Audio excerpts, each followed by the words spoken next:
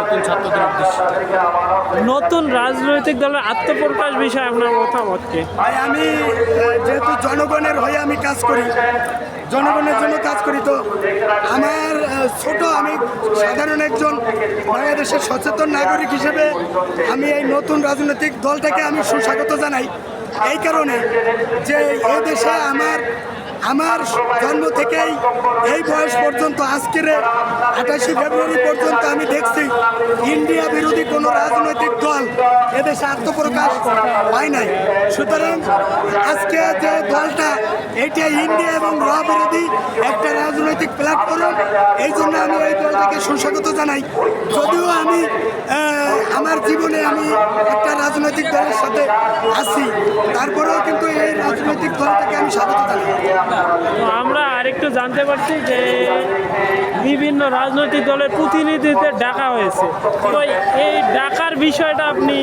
এই ডাকার বিষয়টা খুবই ভালো, কারণ একটা সুন্দর রাজনীতি দল হচ্ছে। এই যারা রাজনীতিতে অভিজ্ঞ, মাহমুদুর রহমান নুরুল হক তারপরে এই যারা বিএনপির নেতৃবৃন্দ বলেন, জামাতে ইসলামের এই গোলাম পরোয়ার বলেন, মিয়া গোলাম পরোয়ার, তাদের রাজনীতি পর খাওয়া রাজনীতিবিদ, তাদের থেকে একটু দীক্ষা নিয়ে, তাদের থেকে একটু পরামর্শ নিয়ে যদি ছাত্ররা রাজনৈতিক পথ চলে, হয়তো তাদের ভুল হওয়ার সম্ভাবনা কম থাকবে। এই দাওয়াত দেওয়াটা একটা গণতান্ত্রিক মনোভাব এবং এটা খুব ভালো পজিটিভ। যদি বিএনপি বিভিন্ন দলকে দাওয়াত না দিত, তাহলে আমিও এখানে আসতাম না। তো আপনার সর্বশেষ দেশের জনগণ বা দেশের যারা ছাত্র আছে তাদের উদ্দেশ্যে আপনার কি বার্তা? আমি ছাত্র ভাইদেরকে সবাইকে বলবো যে বাবা, ইন্ডিয়া বিরোধী এবং মোদি বিরোধী এবং র বিরোধী এই নাহিদ ইসলাম ছাত্র, তোমরা এখানে থাকো। আমি দীর্ঘদিন আমি দেশনায়ক তারেক রহমানের দলে আমার নাম লেখা আছে। তারা যদি আমার 32 ভাঙতে গেছি, আমার তারেক রহমানে খুশি হয়েছে, আবার নারাজও হয় নাই। সুতরাং আমরা যদি আমার কার্যক্রমে যদি তারেক রহমান অসন্তুষ্ট হয় বা তারেক রহমানের দলের কার্যক্রমে যদি আমি অসন্তুষ্ট হই, আমি ছাত্রদের দলে চলে আসব।